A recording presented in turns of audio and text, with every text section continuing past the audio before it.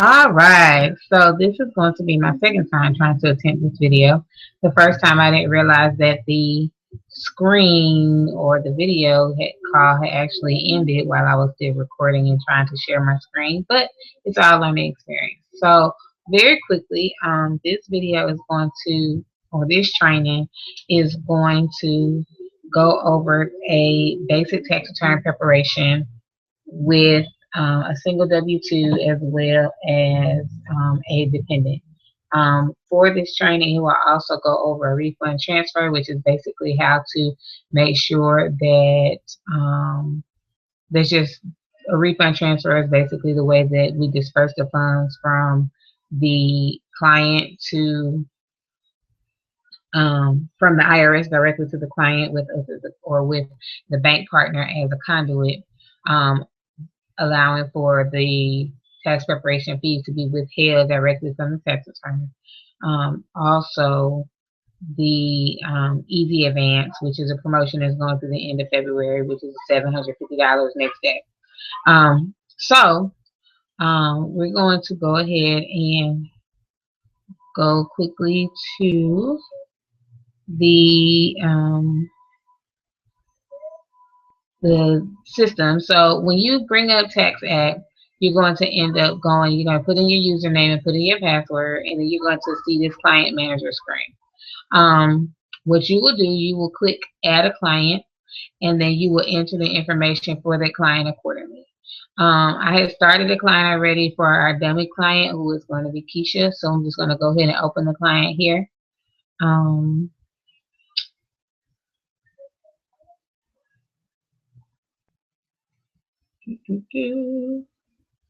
And it's thinking.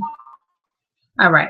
So after you go to the client's information, you're going to, or after you put in the client's demographic information, name, address, or security number, it's going to bring you to this screen, which is the federal form 1040. But we're not going to enter the information directly on the 1040 line by line. We're going to go up to the top and click Q&A. Q&A is going to allow you to answer direct questions for your client, and it will then enter the information accordingly. So we're going to continue, and the first thing it's going to do is personal information. So we have Keisha Smith, and here's her name, social, birthday, occupation. You're going to go and press continue. I had already typed this information in before the last one. We're just going to go ahead and click through. If someone has a spouse, you will enter their spouse's information on the spouse page. Here for address and telephone number, you would have already entered the information when you went to add a client, and then here would just be confirming the information, and you would add in their telephone number. State of residence is the state where they were living in as of December 31st, 2015. Okay, dependents. So here it's saying review dependents, but when you go to the screen initially, it will say, did the person have any dependents, yes or no? And so you would choose yes, and then you would add in who the dependent is. So I'm going to show you, this is what it looks like. So for this exercise, I am her dependent, and I changed my birthday so I would be a child for this exercise.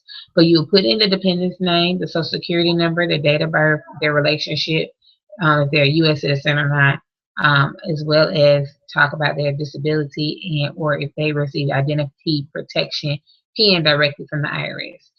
That is the identity protection PIN is for people who have had some sort of fraud or identity theft, according to their taxes, and they would know if they have.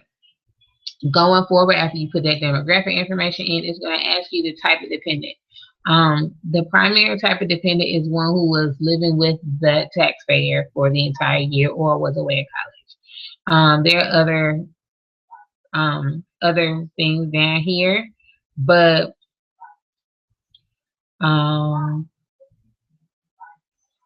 yeah. So then you have the months lived with you in the U.S. 12. You press continue. All right. Then you're gonna go and filing status. Because Keisha is a single person with a dependent, she is eligible to file for head of household. So we're going to choose head of household right there.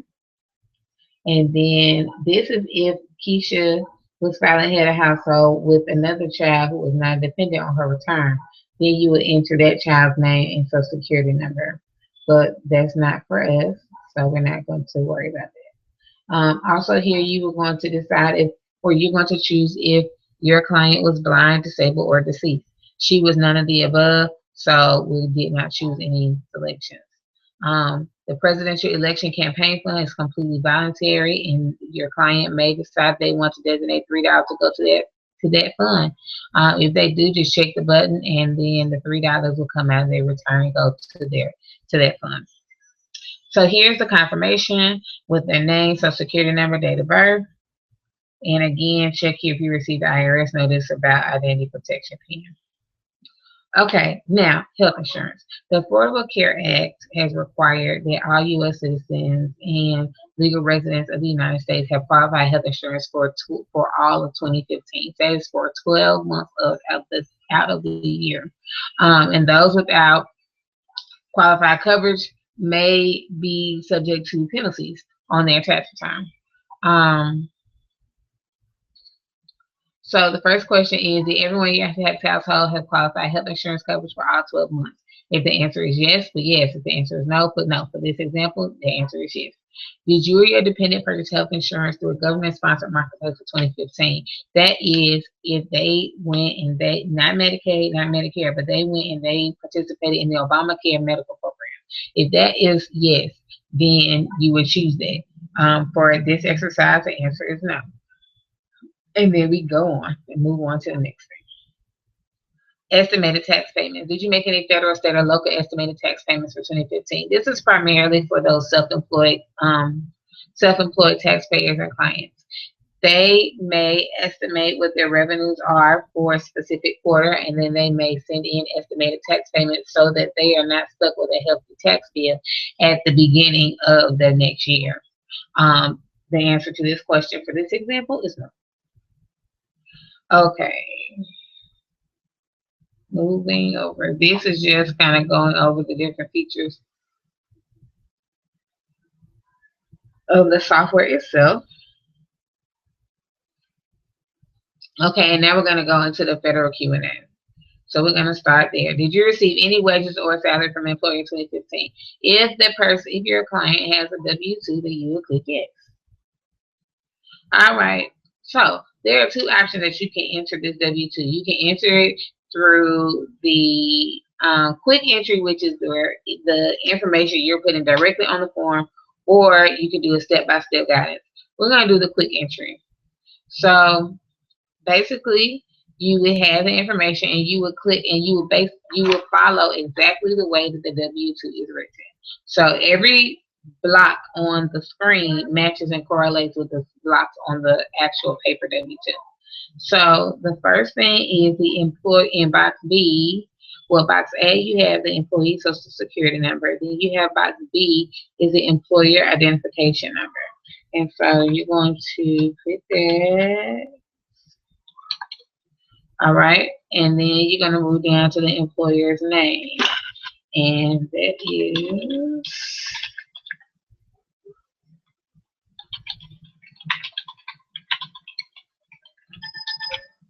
okay. And let's see.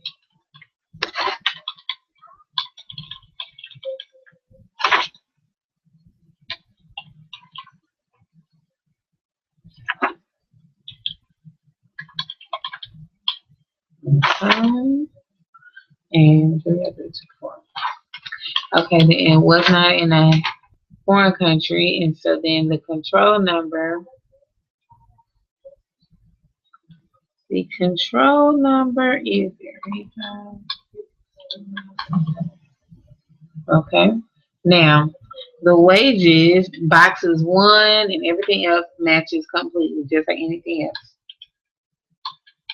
And you can enter this directly in, including the cents, and the system will round up and down for you.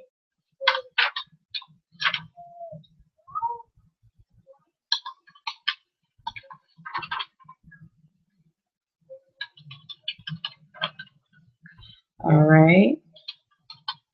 As you can see, this is very self-explanatory, very simple.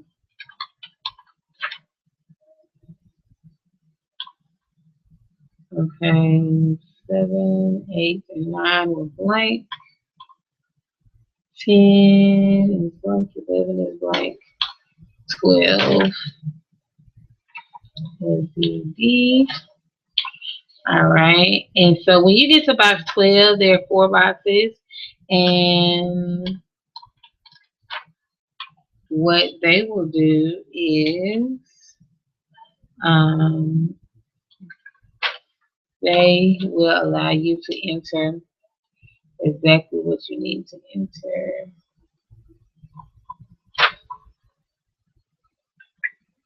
All right.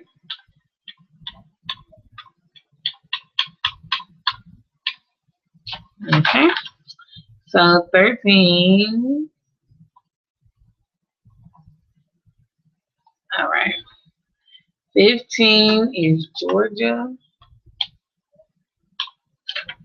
And then you put in the state ID number for the employer that you have, the state wages,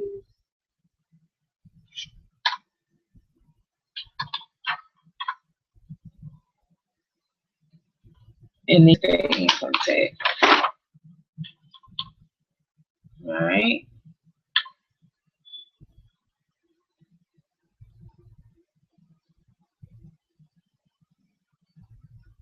All right. So there. We put that in, and next we're going to go forward, and no, she didn't have any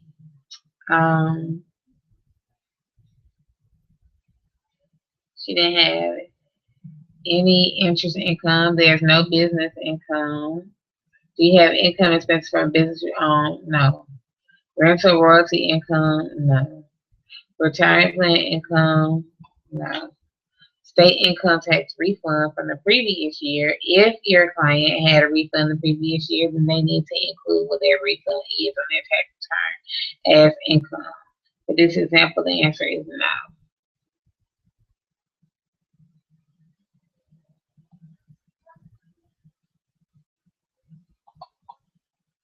All right. Did you receive benefits from Social Security Administration? No, she's working. Did you receive unemployment during 2015? No. Do you have any other income? No. So if you do have someone who has a small business and they have other income, then you will start to put yes there, and it will open up some other doors and areas on the return for you. Okay, so this is basically the income examiner. She made 35,657 this year, so or previous year. All right. Next. All right. Did you participate in health savings account? No. Have you made a contribution to IRA for 2015? No. Did you pay college tuition costs for yourself or members of your family, pay student loan interest, receive educational scholarships? None of that above. Remember, we're doing a basic tax return. Did you pay moving expenses? No. Itemized deductions. She has no itemized deduction. She's going to go straight with the regular standard deduction for head of household and the 2 people that are on the tax return. So, no.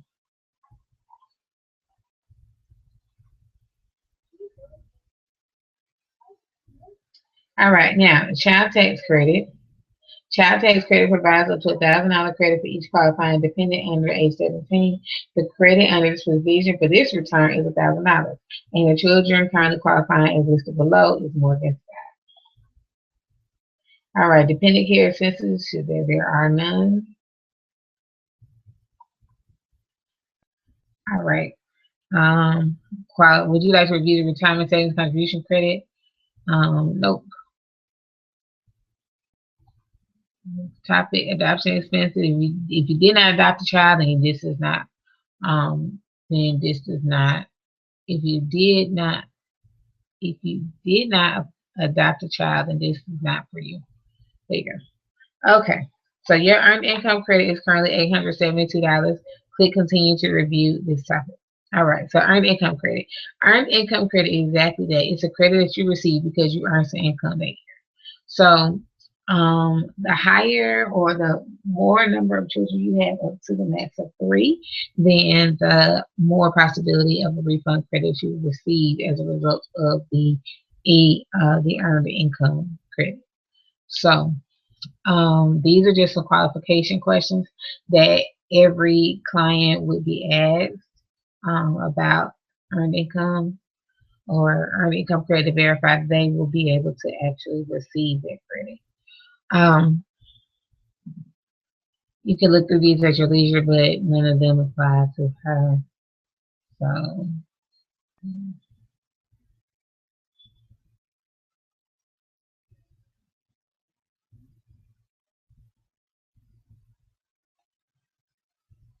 all right. So, the qualifying children is just one on here, and that would be myself. Waiters receive a work done while an MA in penal institution. Nothing, because that's not what anybody has been. All right, your earned income credit tax credit is $872. This is based on the following information. The earned income and number of qualified children is 1. So, as we are going through and actually doing a tax return, then your refund or how much you owe is going to update simultaneously. Here for the earned income credit, they really break down, or they tighten down on what is collected and what is viewed for this earned income tax credit. So you're just going to answer these questions for what you have, how you understand it or interpret it, as well as what you this is here. So here, did you complete form 8867 based on current information provided by taxpayer or reason obtained from you? You're going to say yes, because otherwise, how did you get this information about that? Did you complete the EIC worksheet found on form 1040? Instructions?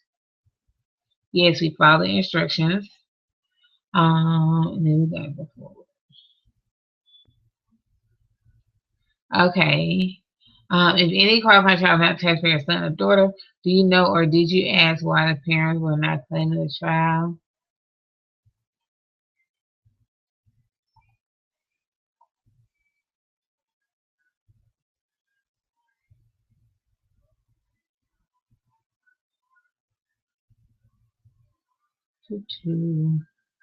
All right, so here's that. It's a question to, okay, so that does not apply.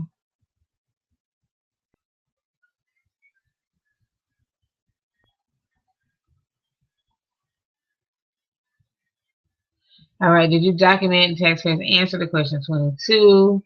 It does not apply. All right, and then we gotta continue. So the taxpayer checklist for that, we're just gonna bring a copy of your lease. Then I have to keep it. They just want to see it. All right, and now we're gonna go forward. Okay, earned income credit disallowance. If you've ever been disallowed EIC for any reason, this is something that you would know, and you would need to input that on your tax return. So she was not ineligible, so we'll put no. Okay, residential energy credits is basically if you make any home improvements, so storm doors, windows, insulation, any of those type of things that will help reduce energy costs in your home. If you made those improvements and you're able to include them on the tax return here. If not, then you will go past it. So the question, would you like to enter residential energy credit information? The answer would be no. All right, our credit examiner. He just basically goes through and looks at the credits that we have. And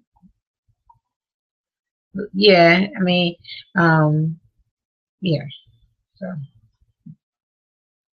all right, first time home buyer credit repayment. If you have someone who purchased a home before 2008, they may have to pay back the loan that they received. If you moved in August of let's see, say you moved in somewhere August of 2009 and you got a credit that says you have to stay in the house for 5 years before you can move, then guess what? You have to stay in the house for 5 years or, things like that. So, and that way you wouldn't have to repay it. So that's basically what this first time home buyer credit repayment is. Okay, no. Okay, claim child's income. The child had no income, so we'll press no. And so this will be the taxes examiner.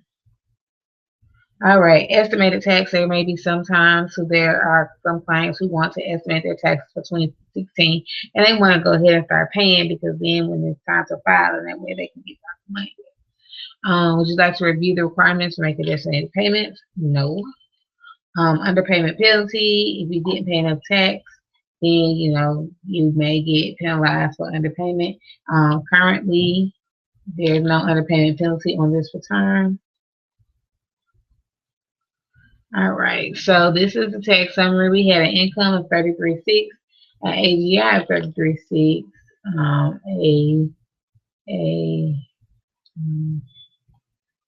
let's see.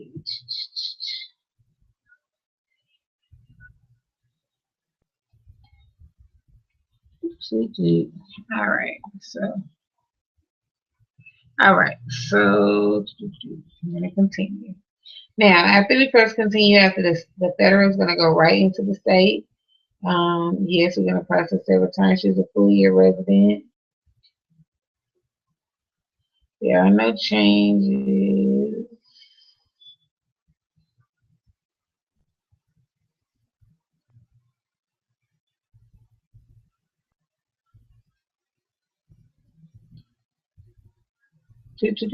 So Georgia, adjustments to income. Georgia, the state returns are very straightforward. There are some adjustments to income, some credits, some deductions that need to be on Georgia and not on the federal return. These are some of the tax credits that you should be looking out for. All right. The Georgia Form IT 560 is if you made any tax prepayments. There were none. No, you can't. All right. Charitable contributions for Georgia. 0. All right. Would you like to enter some additional information for 2014 that may reduce or eliminate underpayment penalty? No. Okay, and then Georgia has an estimated tax. And the daytime phone number, and then there's an email address, and then you would click this box right here that says that you are allowing us to actually e-file your return.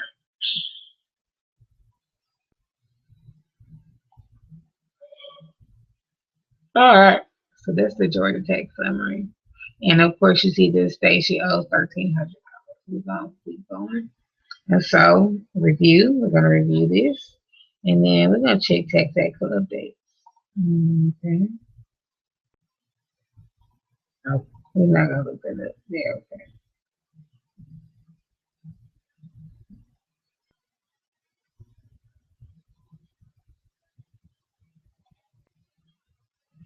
And while that is taking its time, we will move forward. All right, now alerts.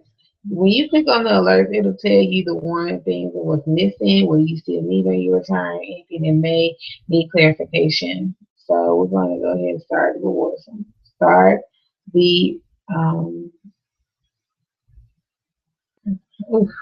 we're going to go ahead and start the diagnostic on there. The green ones are just kind of like, hey. Now, big thing with EIC, don't miss the questions like I did breezing through here.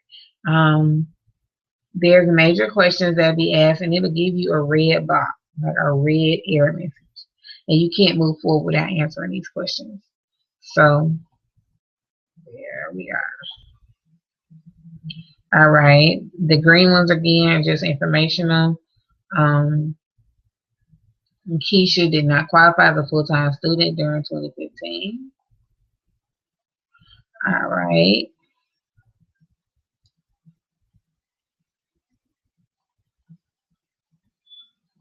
All right.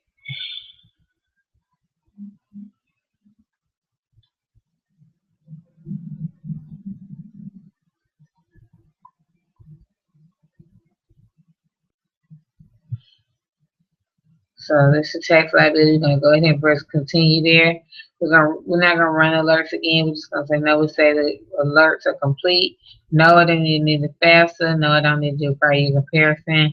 And then continue. In tax watch, we're gonna continue. Well, health watch, we're gonna continue. And now filing. So you're going to file electronically. Okay.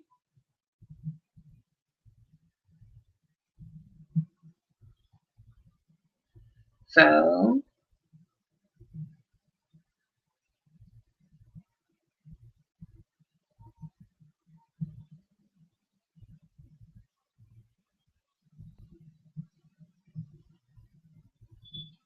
all right, prepare wizard. We're gonna move forward.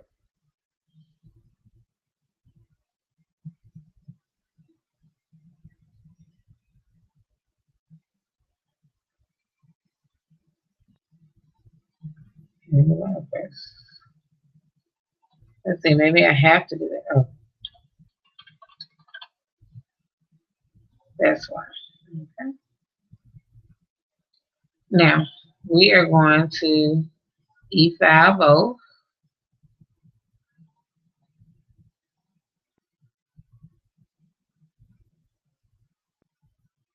Okay, now when you get here, it says identity protection and audit assistance. We have partnered with our banking product other with our I can't think what it's called. We have partnered with some organizations to provide identity protection and audit assistance to our clients. So the Privacy Armor Select is offered through Info Armor, and it helps protect your clients from tax identity and credit fraud.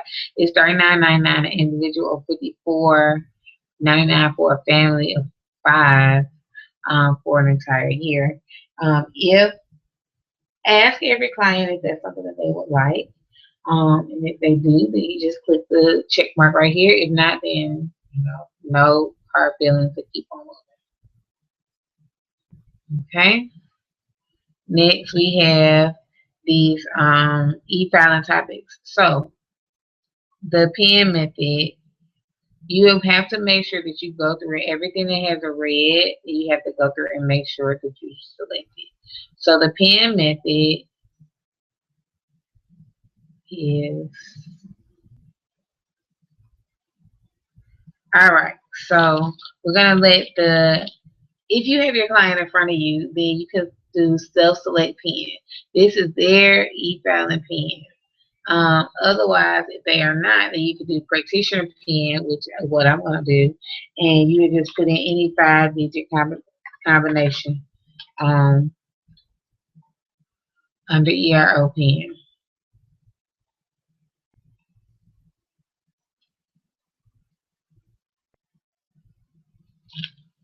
All right, so we entered the PIN number, and we're going to press continue. And then she would have authorized our e-filing, and so then she has a signature. So what you can do is you can print a PDF and then email it to your client so that they can sign it, or if they are nearby, you can print it and they can come to where you are and then they can sign it. Continue. Refund method, choose. That is very, very, very key. Every return is going to be received refund through bank product. Every return is going to be received refund through bank product. All right. And so then after you've chosen the bank product, do you have another screen that says the Republic Bank Federal Refund Options? So she wants to do direct deposit. All right. And so this is the oral disclosure reminder about Republic Bank that we went through with the training.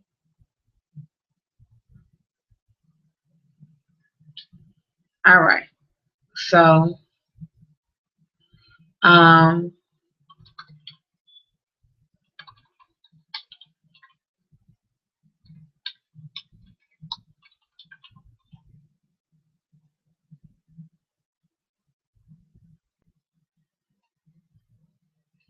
Alright, then when you get here to direct deposit information, you make sure you have the routing number, account number, and if it's a checking or a savings account for the client.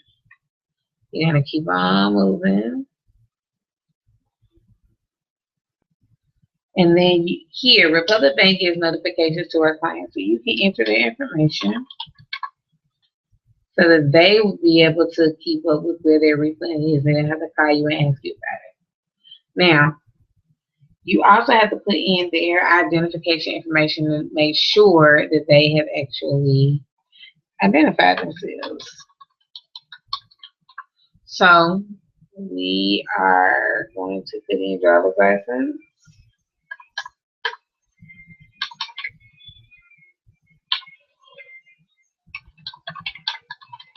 Okay.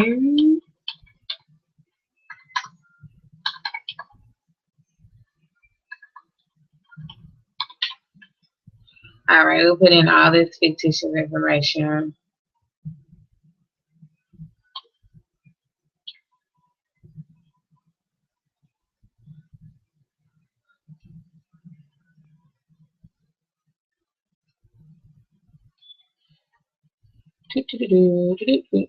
Okay, city of let's say ID location of issuance. We have the United States and Georgia. So we're going to continue. And then Republic Bank fees. So the fees are already in the system. They are automatically generated based off the forms that are being pulled from the 1040 or by the questions that we're answering. All right, and then the Republic Bank application. So you need to print every Republic Bank refund transfer application and let your client sign it. So we have a DocuSign option where people can sign their forms electronically and then send it directly back to you. So that's a big win for the organization and for the office.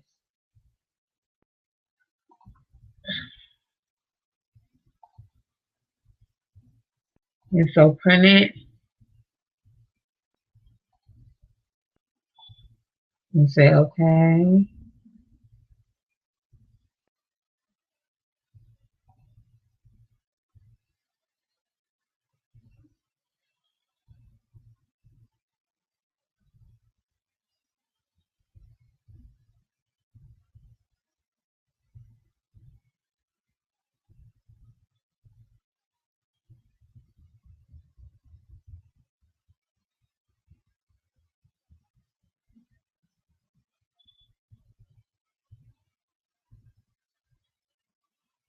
Wait on this response.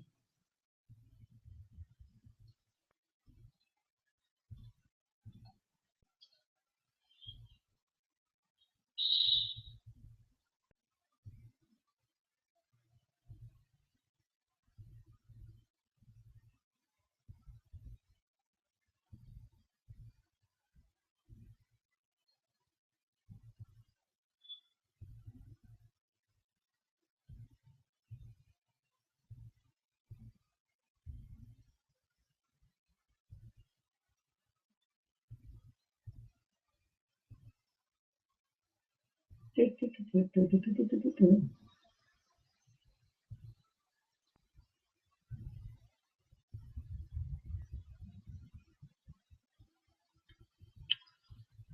right.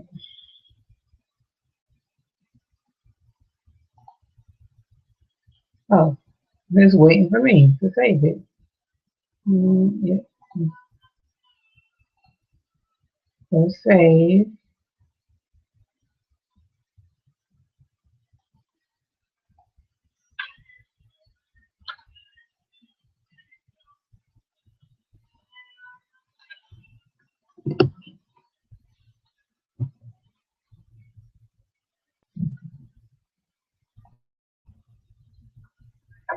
All right. State information here.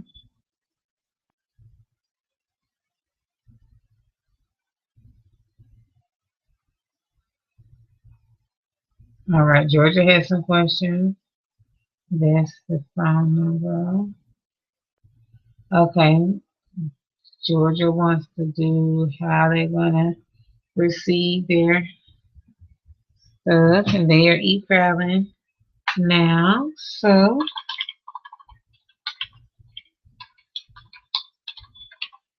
all right. And we're going to say to pay that balance of $12.79 Georgia, then we're just going to do it.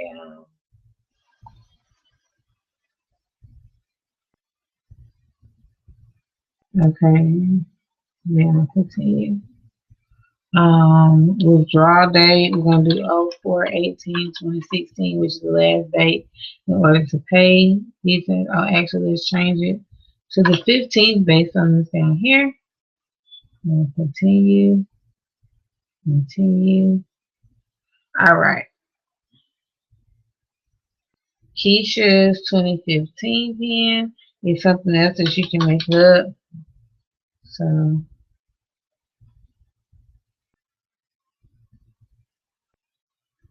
and we can go back and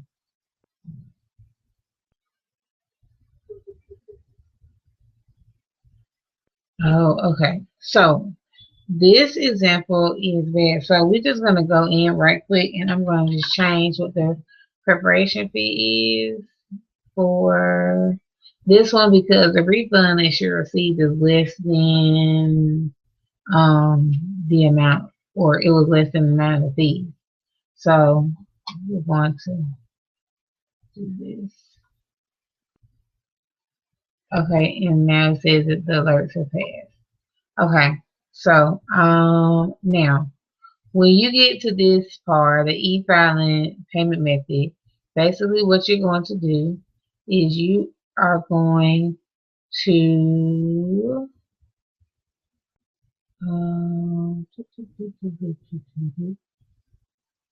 return. I'm trying to see exactly where we go to flag for e-file. So bear with me.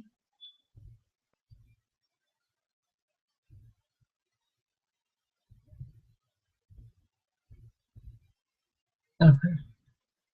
So that is that. When you get to this part, you can stop. But what you also will do is you can go through the form with your client and go through every line by line. For this return, she owed Georgia $1,279 and her refund was $134, which isn't bad for somebody who made $34,000, did not pay a lick of federal taxes throughout the year, and had one dependent, so that she basically was able to break even. Now, that, make sure we save it. So when you get to the e-file portion, you stop there and then you'll be able to see who is the preparer. This client manager allows us to see who the preparer is on that return. It also shows you what your invoice amount is or the fees associated with your tax return. So that is it in a nutshell, because we will send all the tax returns in through a batch process. So we are submitting all the client e-files every night, so that we have one huge unit going at one time. So if your tax returns for the day are not in by 7 o'clock p.m. Eastern Standard Time, then those that come in after 7 will be reviewed on the next business day, and that's when they will be processed. And let's see. So I am back. And that is it for that training. I hope it wasn't going by too fast. As you can see, a basic tax return is very self-explanatory and it's fairly simple. This should get you started on preparing taxes for this season. It's definitely underway. Use every tool that you have. If you have any questions, please don't hesitate to give me or Ashley a call. My phone number is 404-494-6799. And you can also send me an email at atlantabizsolutions@gmail.com. That's Atlanta Biz, B-I-Z, Solutions with an S on the end at gmail.com. Thank you and have a good evening.